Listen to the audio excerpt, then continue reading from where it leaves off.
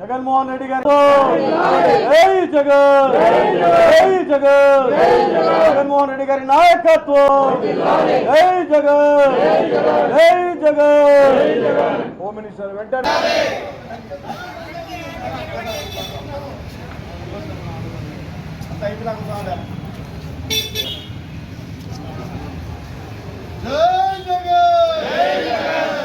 మరి ఏదైతే ఈ రాష్ట్ర ముఖ్యమంత్రి నారా చంద్రబాబు నాయుడు గారు మరి అదేవిధంగా జనసేన నాయకుడు సూపర్ 6 అని చెప్పి సూపర్ 7 అని చెప్పి జగన్మోహన్ రెడ్డి గారు ఇస్తున్న ఏదైతే పథకాలన్నీ కూడా కొనసాగిస్తూ ఇంకా మెరుగైన పథకాలు మాజీ ముఖ్యమంత్రి శ్రీ వైఎస్ జగన్మోహన్ రెడ్డి గారు గత 4 రోజుల మునుపు ఒక యాప్ని రిలీజ్ చేయడం జరిగింది. ఆ యాప్ పేరే జగన్ 2.0 సూపర్ యాప్. మరి ఈ యాప్ యొక్క ముఖ్య ఉద్దేశము ఇప్పటికే మా రాష్ట్ర అధ్యక్షులు మాజీ ముఖ్యమంత్రి వర్యులు శ్రీ వైఎస్ జగన్మోహన్ రెడ్డి గారు కూడా చెప్పడం జరిగింది. ఎందుకంటే ఇవాళ ఈ కూటమి ప్రభుత్వం అధికారంలోకి వచ్చి 2 సంవత్సరాలు అయిన తర్వాత కూడా మనం చూస్తే ఇక్కడ ప్రజలకు న్యాయం జరుగుతున్న పరిస్థితి లేదు. ఈ రాష్ట్రంలో అసలు పరిపాలన జరుగుతూ ఉందా అని చెప్పి అనుమానం కలిగే పరిస్థితి ఈరోజు రాష్ట్ర ప్రజలకు కలుగుతూ ఉంది. మరి ఈరోజు ఈ రాష్ట్రంలో ఉండే అన్ని వర్గాల ప్రజలకు ఎవరికే కానీ రక్షణ లేకుండా పోయిన పరిస్థితి స్పష్టంగా కనిపిస్తూ ఉంది. మరీ ముఖ్యంగా మహిళల మాన ప్రాణాలకు రక్షణ లేకుండా పోయిన పరిస్థితి స్పష్టంగా ఈ రాష్ట్రంలో కనిపిస్తూ ఉంది.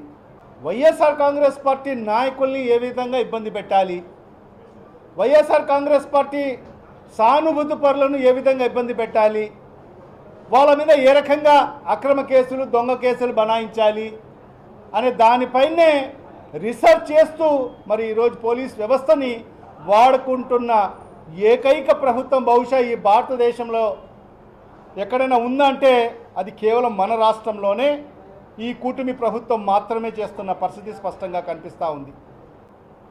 సూపర్ 6 అని చెప్పి సూపర్ 7 అని చెప్పి జగన్మోహన్ రెడ్డి గారు ఇస్తున్న ఏదైతే పథకాలన్నీ కూడా కొనసాగిస్తూ ఇంకా మెరుగైన పథకాలు మేము ఇస్తాము మా ప్రభుత్వం అధికారంలోకి వస్తే అని చెప్పి ఆనాడు ఏదైతే చంద్రబాబు నాయుడు కానీ మరి ఏదైతే మన పవన్ కళ్యాణ్ కానీ వీళ్ళందరూ కూడా చెప్పడం జరిగింది. సంపద సృష్టిస్తానని చెప్పి మరి చంద్రబాబు నాయుడు గారు చెప్పడం జరిగింది. మరి ఇవాళ అధికారంలోకి వచ్చింది కూటమి ప్రభుత్వం.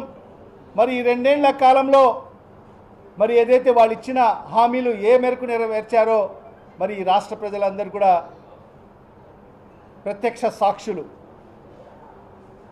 సూపర్ 6 అన్నారు, ఎక్కడ అమలు అయ్యాయి?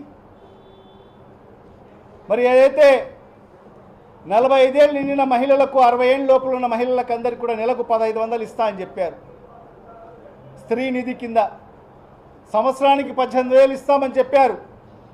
ఎవరికి ఒక్కరికైనా ఈ రాష్ట్రంలో 45 ఏళ్ళు నిండిన మహిళలకు ఎవరికైనా స్త్రీ నిధి కింద సంవత్సరానికి 1800 డబ్బులు వచ్చాయా?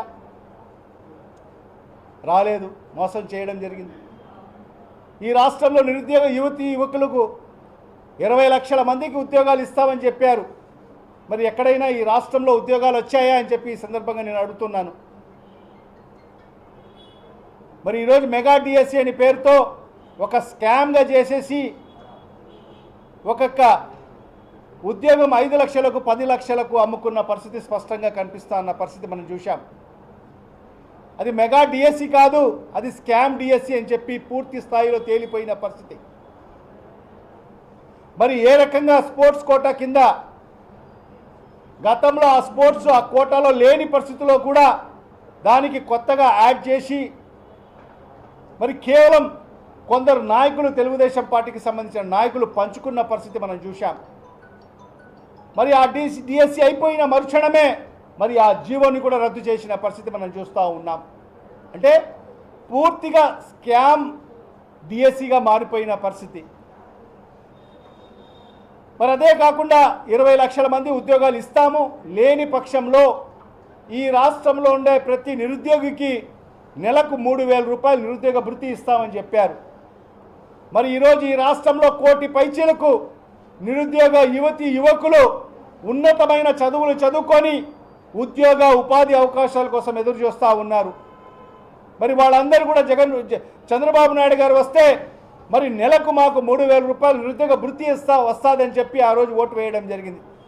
మరి ఈరోజు అధికారంలోకి వచ్చిన ఈ కూటమి ప్రభుత్వం మరి 2 ఏళ్ల కాలంలో ఒక్క నయా పైసా అన్నా మరి ఈరోజు ఈ రాష్ట్రంలో ఉండే 1 కోటి పైచీలకు నిరుద్యోగ యువతి యువకులకు ఒక్క నయా పైసా అన్న నిరుద్యోగ భృతి చెల్లించారని చెప్పి ఈ సందర్భంగా నేను చంద్రబాబు నాయుడు గారిని అడుగుతున్నాను. అంటే ఇది మోసం చేసినట్టే కాదా?